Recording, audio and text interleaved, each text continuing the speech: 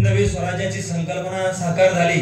असे हिंदवी स्वराज्याचे संकल्पक राजे शहाजीराजे भोसले, ज्यांनी आपल्या कुशीत हिंदवी स्वराज्याचं स्वप्न साकार केलं, अशा नानासाहेब जिजाऊ, ज्यांनी आपल्या पराक्रमानं, आपल्या बुद्धिचातुर्यानं, आपल्या विद्वत्तेनं हे स्वराज्य प्रत्यक्षामध्ये आणलं, असे हिंदवी स्वराज्याचे संस्थापक छत्रपती शिवाजी महाराज, ज्यांनी छत्रपती शिवाजी महाराजांनी घालून दिलेल्या मार्गाने हे स्वराज्याचं रक्षण केलं, किंबहुना स्वराज्याचं रक्षण करताना काळालाही धडका बुडावा अशा पद्धतीने ज्यांनी मरण स्वीकारलं, असे संभाजीराजे भोसले छत्रपती दुसरे,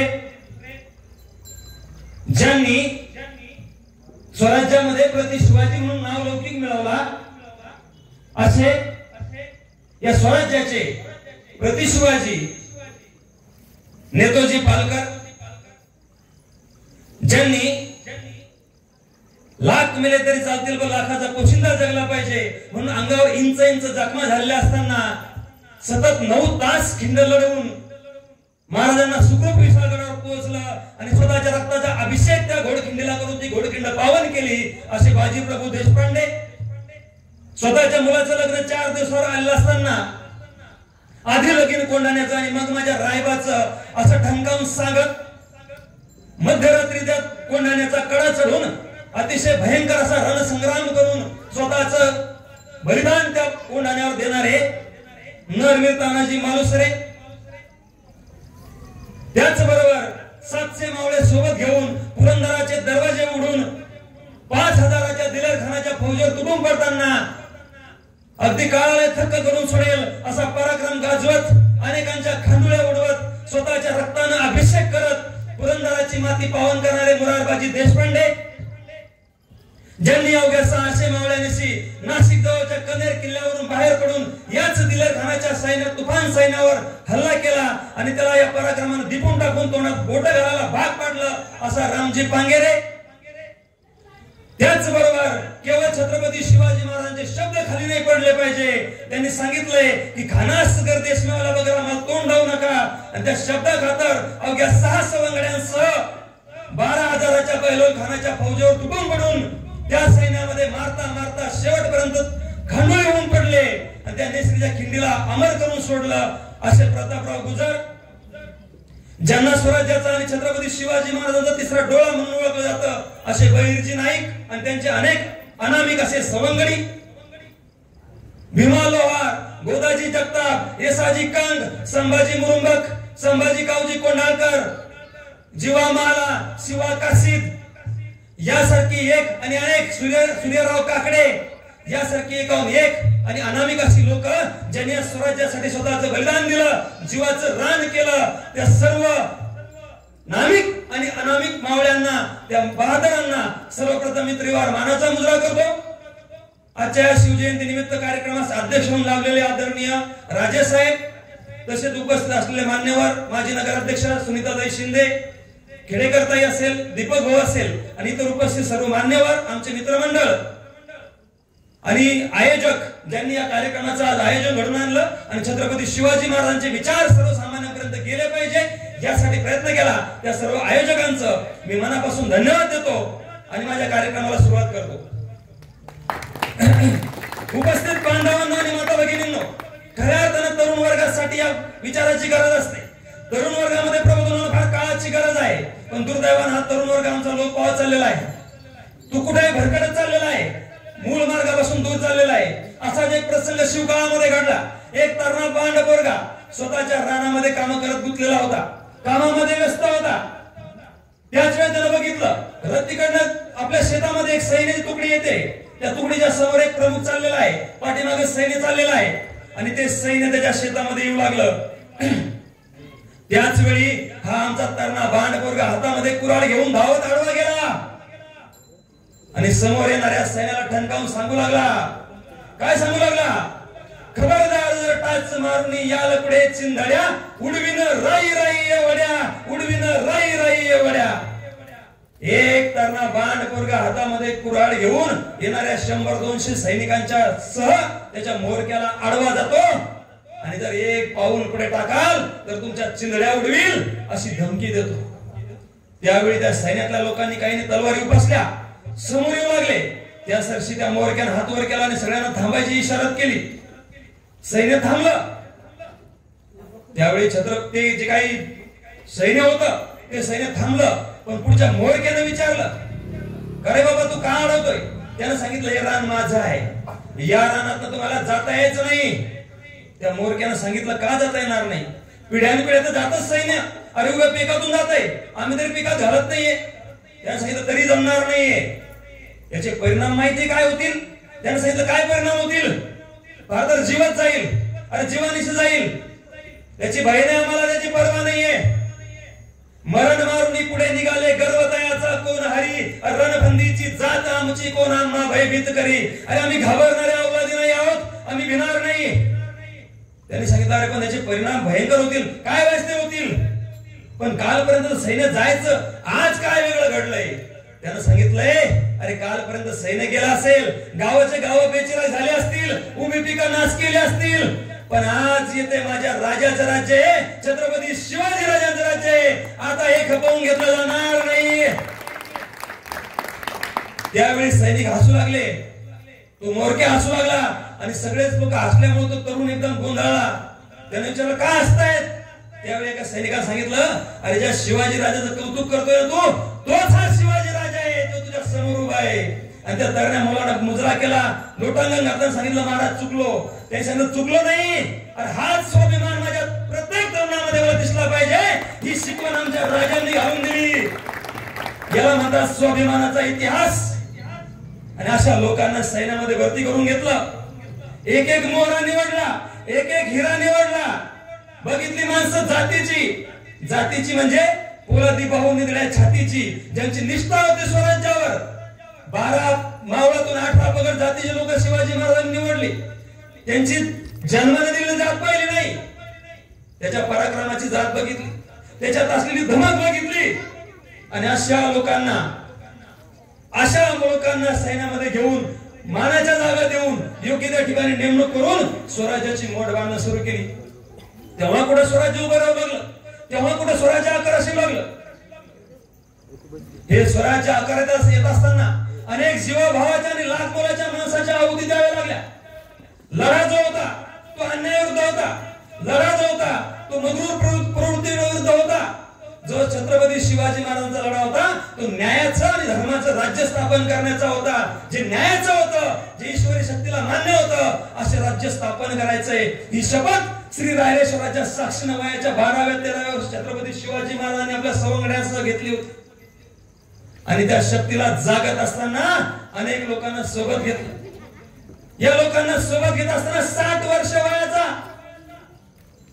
मावळा असेल किंवा 15-16 वर्ष वयाचा मावळा असेल, या सगळ्यांना सोबत घेतलं. महाराष्ट्रातल्या प्रत्येक जातीतील जो दमदार माणूस आहे, ज्याची धमक आहे, ज्याची लायकी आहे, त्याला निवडलं, त्याला सोबत घेतलं आणि मग स्वराज्याची मोड बांधणं सुरू केलं. 15व्या वर्षी जे शहाणपण आमच्या राजांना आलं होतं, ते शहाणपण आज आमच्या 30-30 वर्षाच्या पोरांना यायला तयार नाहीये. आणि म्हणून आम्ही बरबडत चाललो आहोत. आमची पिढीच्या पिढी खलास होऊ लागलेली आहे. आणि म्हणून आम्हाला शिवचरित्राची खऱ्या अर्थानं गरज आहे. आमच्या रक्तातला स्वाभिमान आम्ही गहाण टाकलाय. लाचारीची सवय आम्हाला लागू लागलेली आहे. अरे या स्वाभिमानाची बीज आमच्या रक्तात पेरण्याचं काम छत्रपती शिवाजी महाराजांनी केलं. आणि म्हणून स्वाभिमानाची पिढी निर्माण झाली, ज्यांनी जीवाची पर्वा न करता स्वराज्यासाठी वेळ प्रसंगी बलिदान दिलं. वेळ प्रसंगी नरडीचा घोटे घ्यायला मागे पुढे पाहिलं नाही. ही जी पिढी निर्माण होऊ शकली कारण त्यांच्यातला स्वाभिमान राजाने जागा केला होता. तो स्वाभिमान आमच्या मुलांमध्ये आला पाहिजे.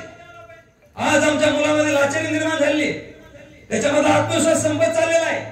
तो व्यसना धंदेकडे जाऊ लागलेला आहे. तो कुठेतरी भरकटताना आम्हाला पाहायला मिळतोय. आणि म्हणून आम्हाला आज छत्रपती शिवाजी महाराजांच्या विचारांची नितांत गरज आहे. जोपर्यंत विचार प्रत्येक तरुणापर्यंत जाणार नाही, प्रत्येक घरापर्यंत जाणार नाही, तोपर्यंत पुन्हा या देशामध्ये, या राज्यामध्ये स्वराज्य येणार नाही. आणि स्वराज्य आणायचं असेल तर नितांत या विचारांची आम्हाला गरज आहे. हे मला आवडून सांगावंसं वाटतं. नितांत गरज आहे. जातीवरून आज भांडणं होताना दिसत आहेत. जातीवाद प्रचंड वाढत चाललेला आहे. प्रत्येक जण स्वतःच्या जातीचा उद्योग करून पाहतोय, दुसऱ्याच्या जातीचा तिरस्कार करतोय, मत्सर करतोय. जाती म्हणजे आहे काय? अरे कोणतरी शेताची अवजार दुरुस्त करून द्यायचं, त्याला सुतार म्हटलं गेलं. कोणतरी लोखंडाची अवजार करायचं, लोहार म्हटलं गेलं. जोपर्यंत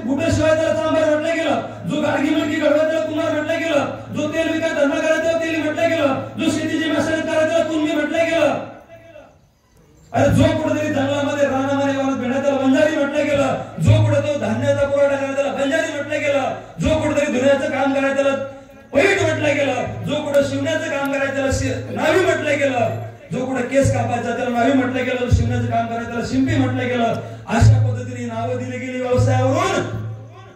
आज आम्ही त्या जातीचा मिथ्या अभिमान धरून बसलोय. आमच्या राज्याने हीच शिकवण आम्हाला दिली. ज्यावेळी 18 जातीतून माणसं निवडली त्यावेळी त्यांची जात बघितली.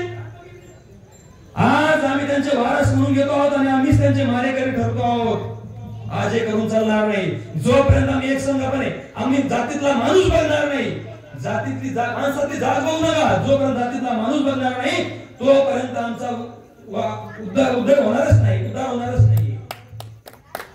हे समजून घेण्याची वेळ आली, हे समजून घेण्याची नितांत गरज निर्माण झाली आणि म्हणून आमच्यामध्ये हा वारसा भिनला पाहिजे, तो निर्माण झाला पाहिजे. ज्यावेळी आम्ही छाती लोकांना सांगतो, दुसऱ्या जातीला नाव ठेवतो आणि स्वतः जातीचा उद्धव करतो, त्यावेळी प्रत्येकाने आपल्या छातीवर हात ठेवून सांगा, आपल्या जातीतली जी माणसं आहे, आपल्या जातीमध्ये कोणी आतापर्यंत चोऱ्या केल्या नाही, कोणी आतापर्यंत धुणं केलं नाही, कोणी आतापर्यंत दरोडे टाकले नाही.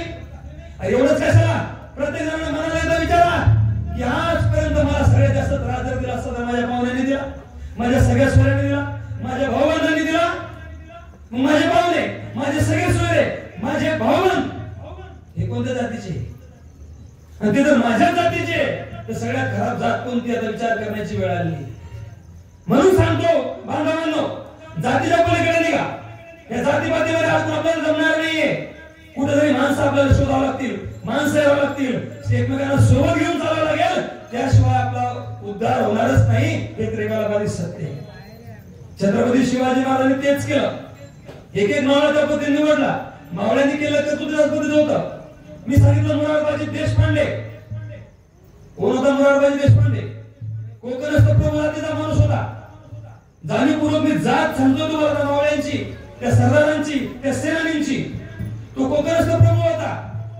तो पुरंदरचा किल्लेदार होता आणि पुरंदरचे किल्लेदार असताना त्याच्या हाताखाली लागणारी माणसं जी होती ना, ती कोळी, रामोशी आणि महार जातीची होती.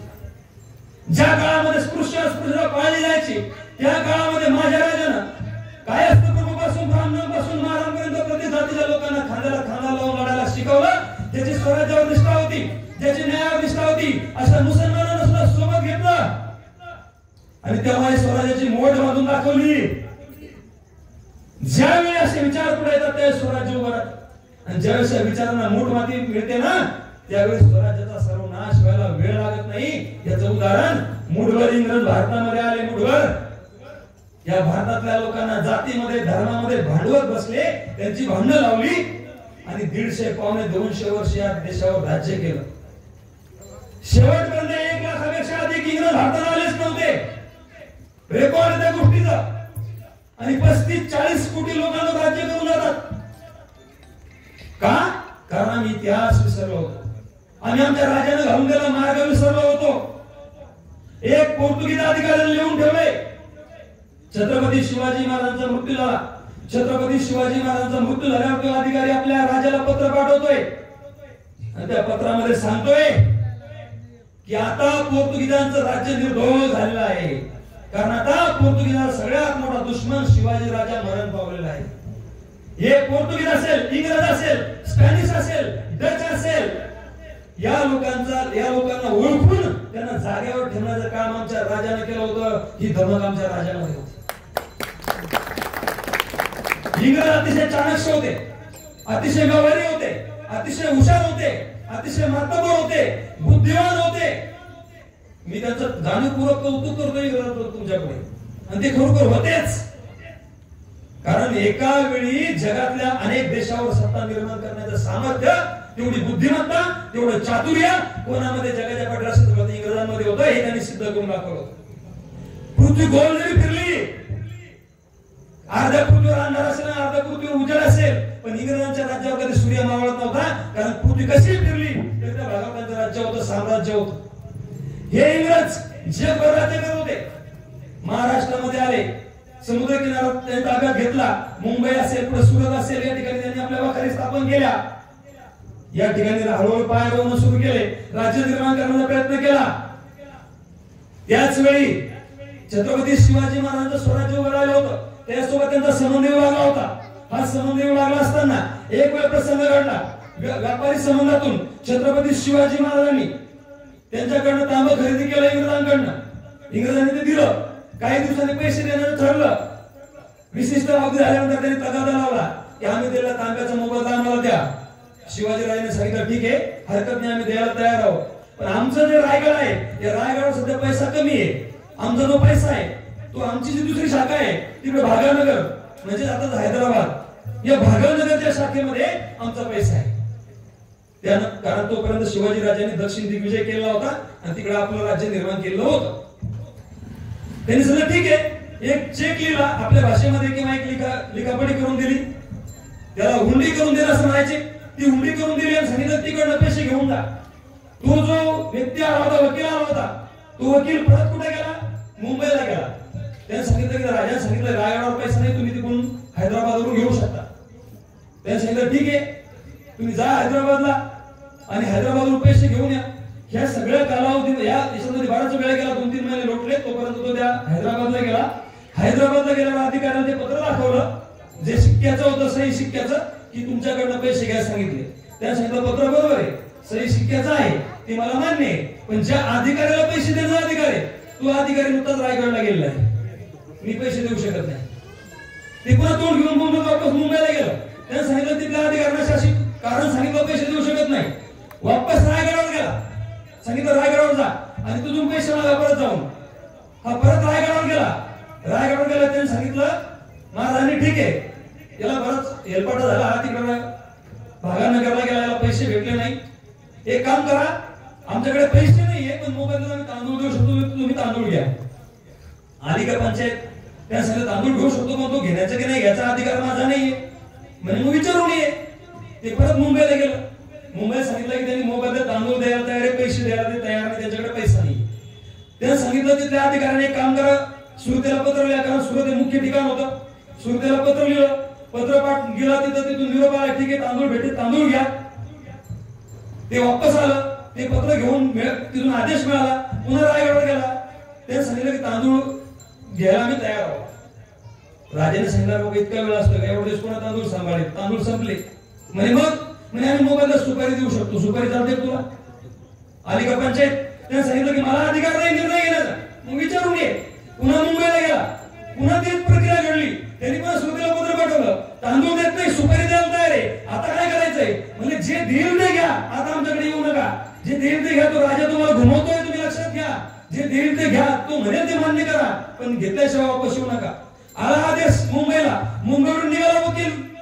आला रायगडावर. त्याने सांगितलं सुपारी द्यायला आम्ही तयार आहोत, तुम्ही सुपारी द्या. राजाने सांगितलं सुपारी रायगडावर पिकत नाही, सुपारी तिकडे कोकणामध्ये पिकते, समुद्र किनाऱ्यावर. आमच्याकडे सुपारी नाही, तिथून घेऊन टाका. आमच्या चौल्या बंदरातून आमची सुपारी घेऊन टाका. त्यांनी तिथून पत्र लिहून दिलं. निघाला तो वकील. गेला पुन्हा मुंबईला. ते सांगितलं चौला जावं लागतंय मला. अरे चौला जाय बाबा, ये घेऊन. गेला चौला. तिथल्या अधिकाऱ्यांना हो पत्र, तुमच्या राजाने सांगितलं एक सुपारी घेऊन टाका म्हणून. त्याने सांगितलं सुपारी घेऊन टाका बरोबर आहे, पण एका सुपारी जमा व्हायचे दिवस आहे का?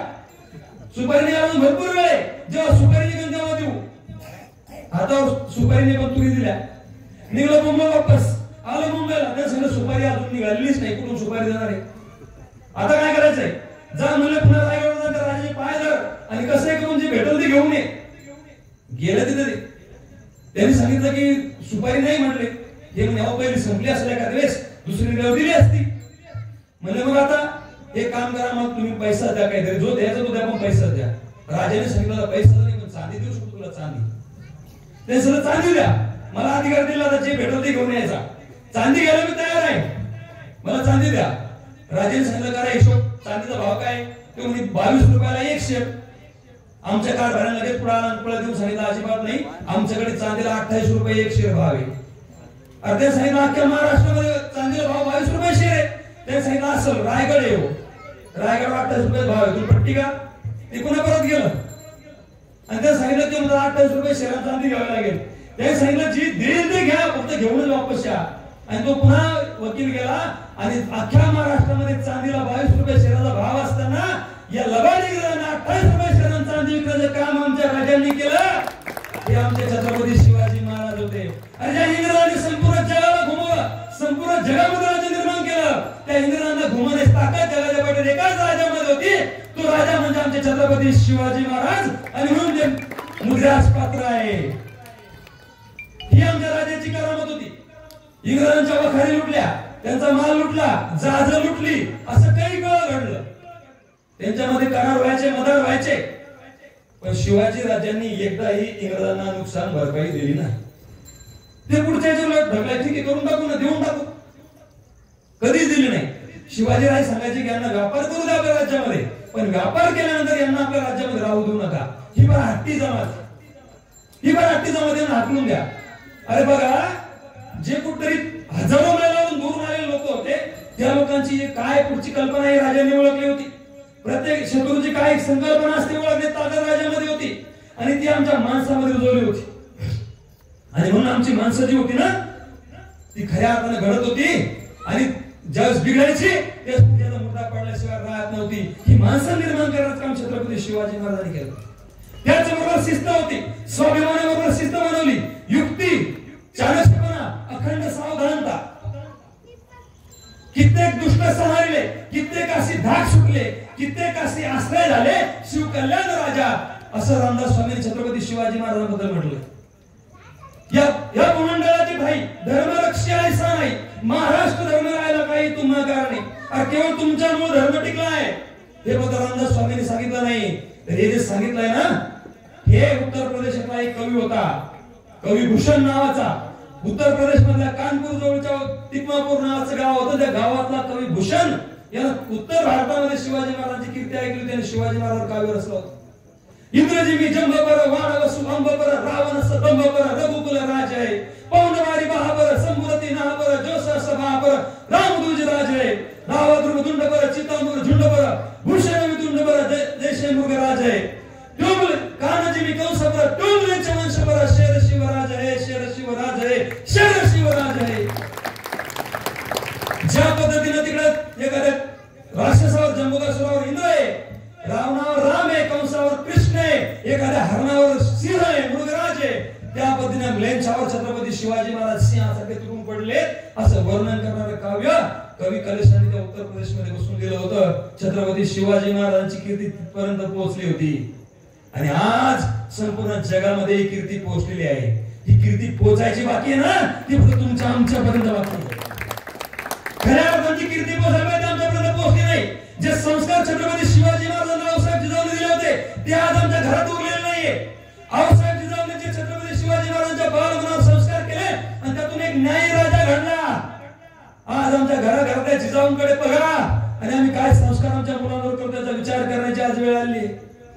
आज का घरामध्ये प्रत्येक घरामध्ये शिवाजी जन्माला येत नाही? का मला वाटतं शिवाजी राजे जन्माला यावे पण शेजारच्या घरात यावे? आमच्या घरात का नकोय? कारण शिवाजी राजा घरात जन्माला म्हणजे विस्तव अंगावर घेण्यासारखं होतं. अनेक जीवावरची संकट छत्रपती शिवाजी राजे आली. अनेक राजे जगाच्या इतिहासामध्ये होऊन गेले, ज्यांनी लढाया चढाया केल्या, अनेक पराक्रम गाजवले. पण लढत असताना सगळ्यात पहिल्यांदा त्यांनी पुढे सैन्याला पाठवलं, सरदारांना पाठवलं, सेनापतीला पाठवलं, त्यांना लढायला लावलं, मरायला लावलं, विजय घ्यायच्या टाइमला हजर झाले. माझा राजा जगाच्या पाठीवर वेगळा होता. अरे सगळ्यात बलाढ्य सरदार अफजल खान ज्यावेळी चालणार ना, तेच त्या अफजल खानाला भेटायला मी जाणार हे सांगणारा राजा जगाच्या पाठीवर छत्रपती शिवाजी महाराज. अनेक सरदारांनी सांगितलं राजा तुम्ही जाऊ नका, आम्ही जातो खानाची भेट घेतो, आम्ही त्याचा मुर्दा पाडतो. पण राजाने सांगितलं नाही, मी भिडणार त्याला. या अफजल खान ज्यावेळेस स्वराज्यावर चालणार होता ते स्थापन होतं. अफजल खान फार धिप्पाड होता, हाताने पहार वाकवायचा, त्याने अनेक पराक्रम गाजवले होते. दस्तूर खुद औरंगजेबाला पराभूत करण्याचा पराक्रम अफजल खानाने केला होता. एवढा खतरनाक पराक्रमी अफजल खान होता. आदिलशाहीची सगळ्यात आदिलशाहीचं नाक आन बान शान तो अफजल खान होता. एवढी किंमत आदिलशाहीमध्ये होती कारण त्याचा पराक्रम तेवढा होता. त्या अफजल खान ज्यावेळेस शिवाजी महाराज चालू येऊ लागला तेव्हा शिवाजी महाराजांकडे 10,000 जास्त सैन्य नव्हतं. अख्ख्या स्वराज्याचं सैन्य 10,000 जास्त नव्हतं. आदिलशाहीकडे लाखानं सैन्य होतं आणि जवळपास 15,000 सैन्य घेऊन अफजल खान लागला होता. पण तरीही अफजल खानामध्ये आत्मविश्वास उरला नव्हता की मी जिवंत वापस येईल. त्यानं भल्या मोठ्या बढाया मारल्या होत्या की शिवाजीला जिवंत किंवा मृत धरून आणतो. त्याला कॉन्फिडन्स नव्हता. त्याचं उदाहरण सांगतो मी तुम्हाला. अफजल खान ज्यावेळेस इकडे निघाला होता त्यावेळेस अफजल खानानं आपल्या 63 बायका मारल्या होत्या. 63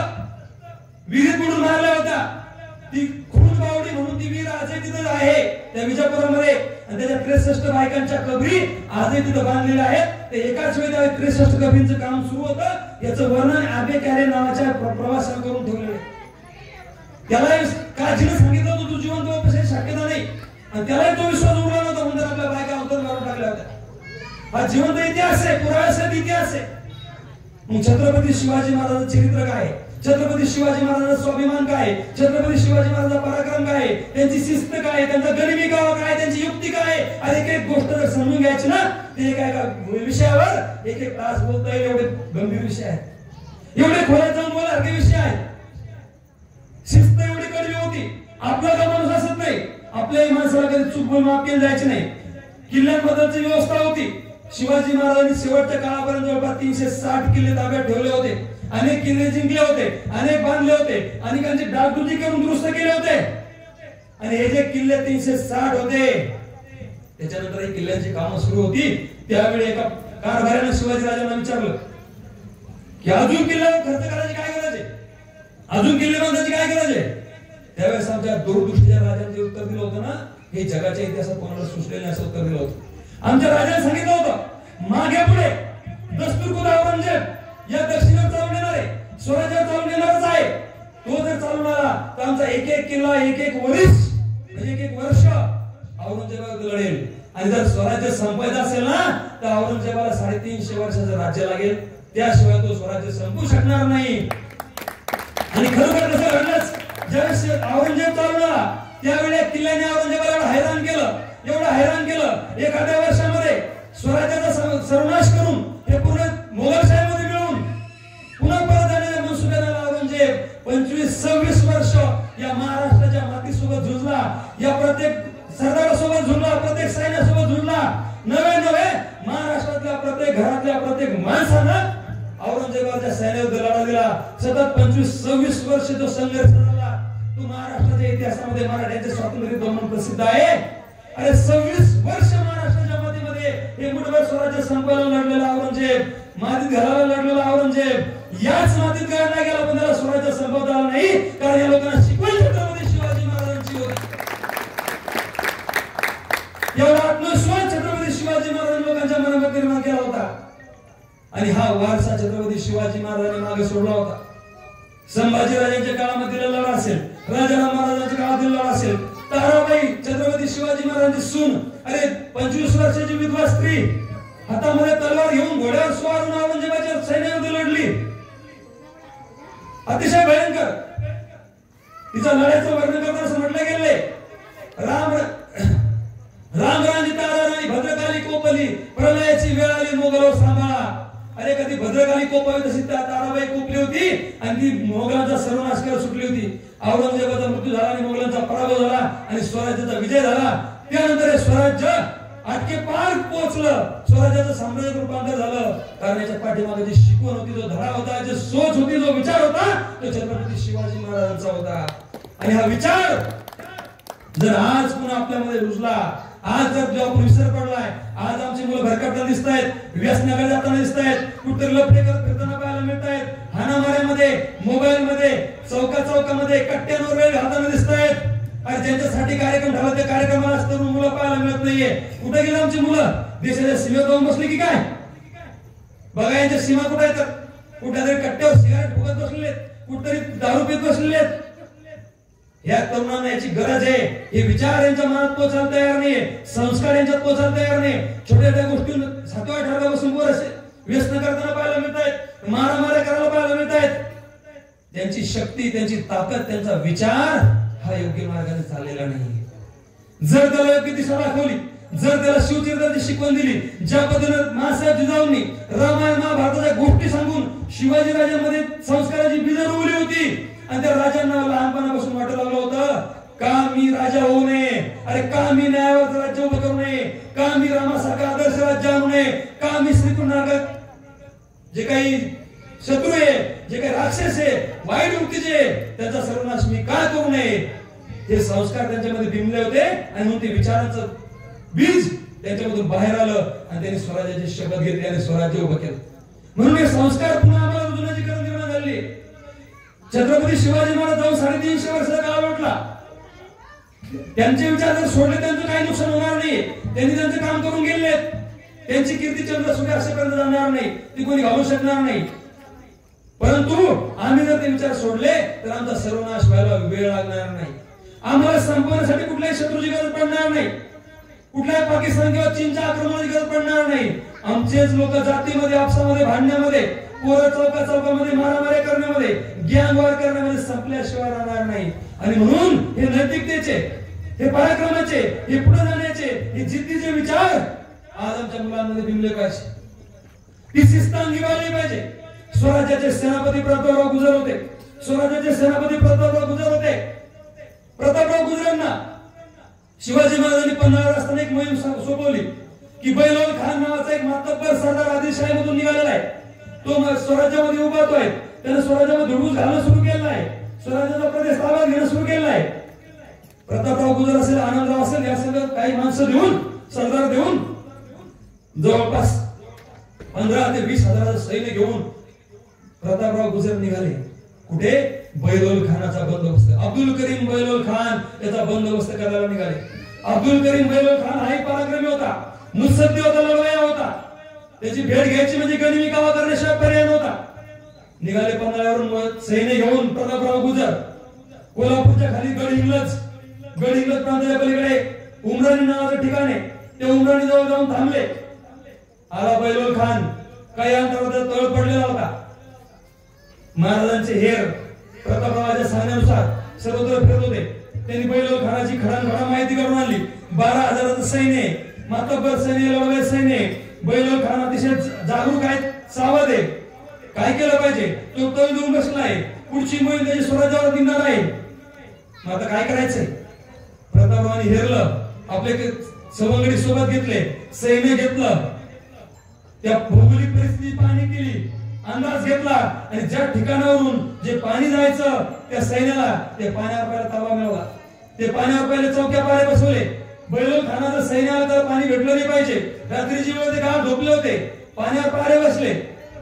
सकाळी उठल्यावर नियमाप्रमाणे पाण्याकडे हत्ती निघाले, घोडे निघाले, माणसं निघाले.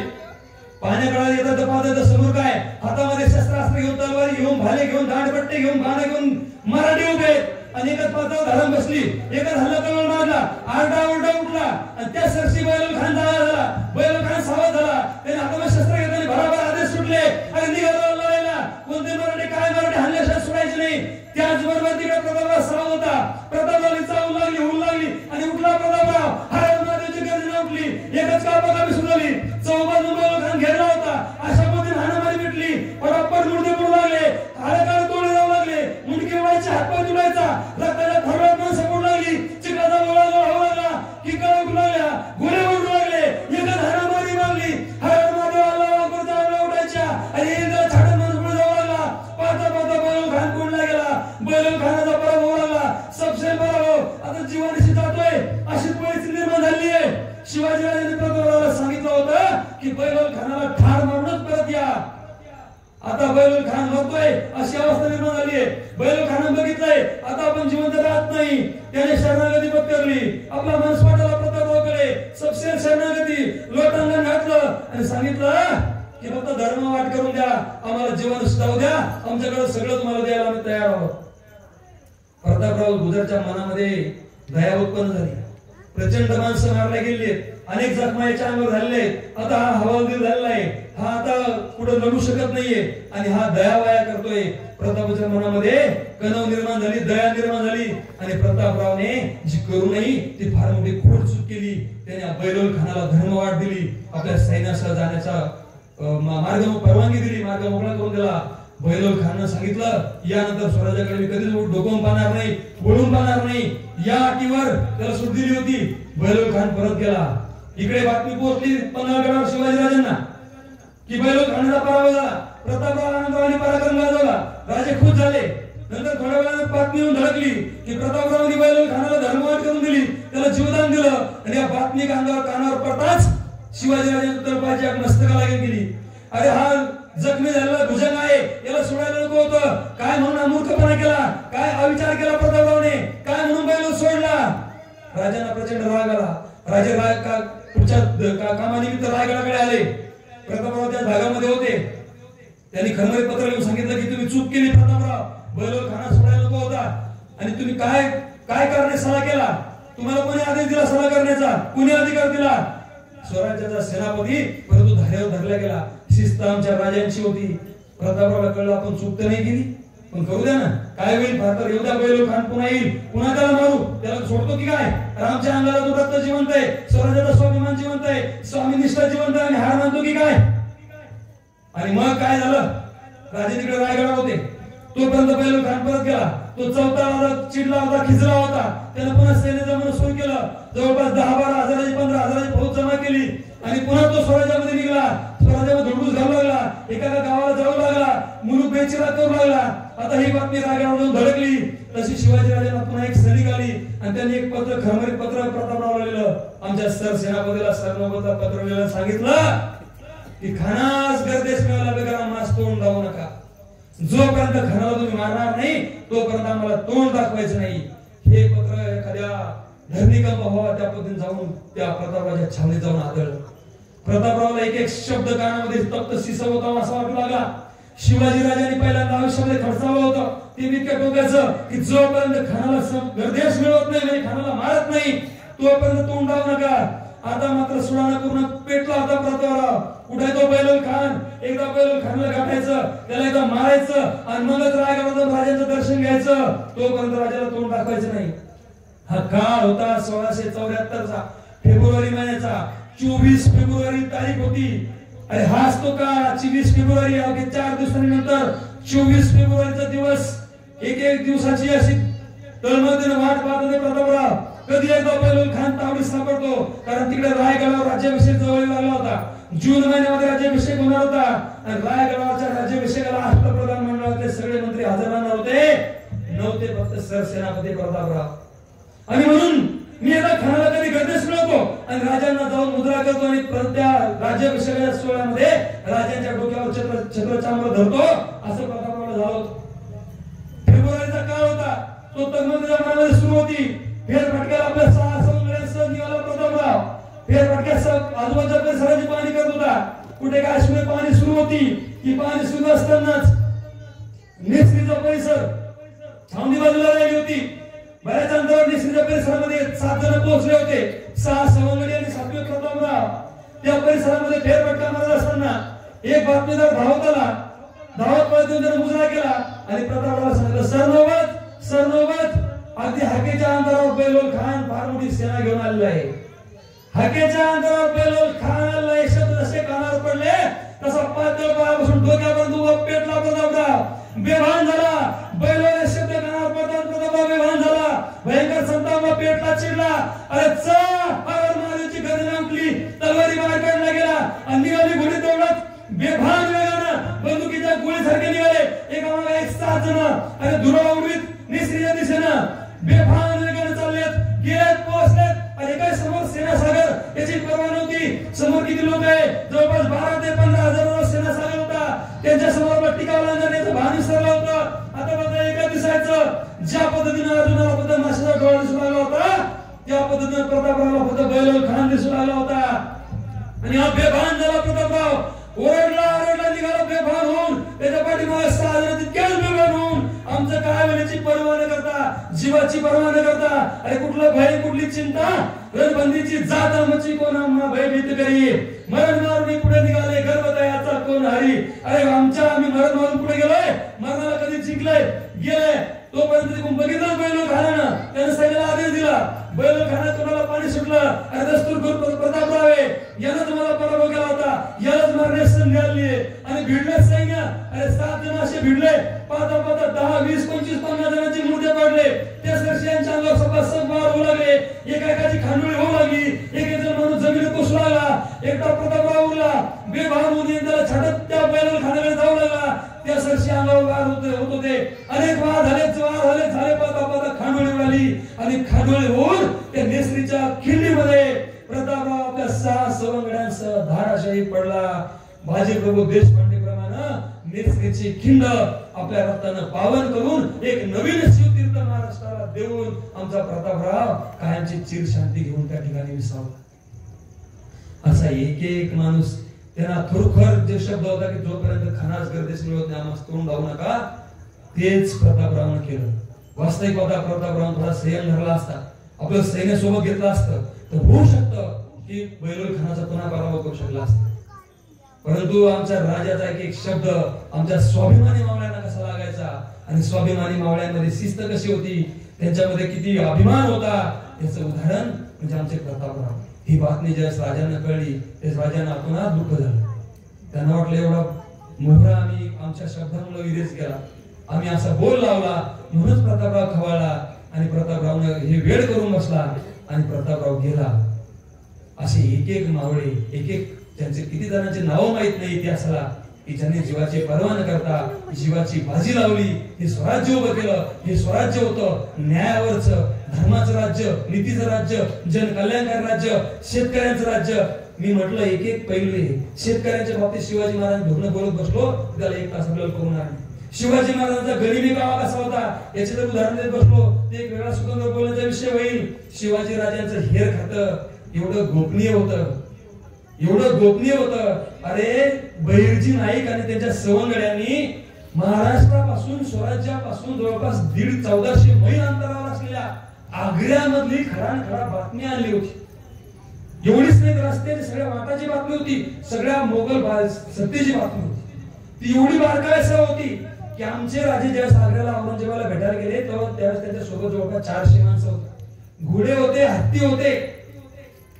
ज्यावेळेस राजे कैदेत अडकले तिकडे आग्र्यामध्ये आणि नंतर त्यांच्या युक्तीने ते सुटले, काही मूर्खांनी मागे स्टेटमेंट केले की ते लाच देऊन सुटले वगैरे असे काहीतरी भ्रम निर्माण करण्याचा प्रयत्न लोक करतात समाजामध्ये.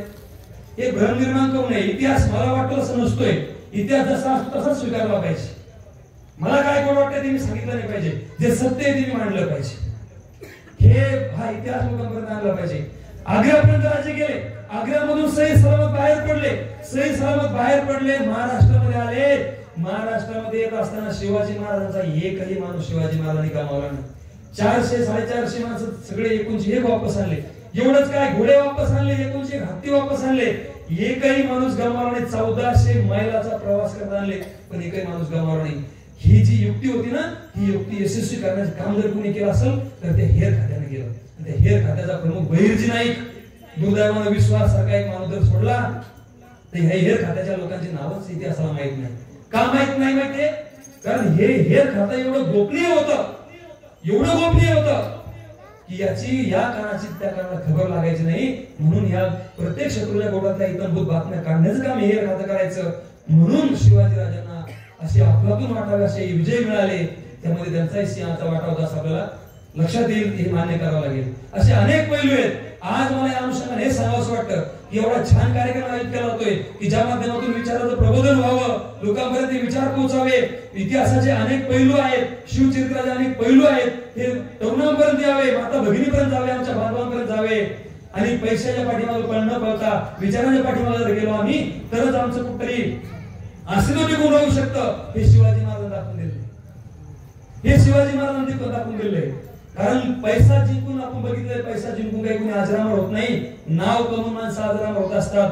हाच वारसा आपण घेतला पाहिजे. आणि त्यासाठी पुन्हा एकदा अशी वेळ आली आहे, वाढतोय अंधाराचा दिवा पाहिजे, वाढतोय अंधाराचा दिवा पाहिजे. आणि या देशाला मासाहेब विचाराच्या रूपाने घेऊन पुन्हा एकदा तुमचा शिवा पाहिजे, पुन्हा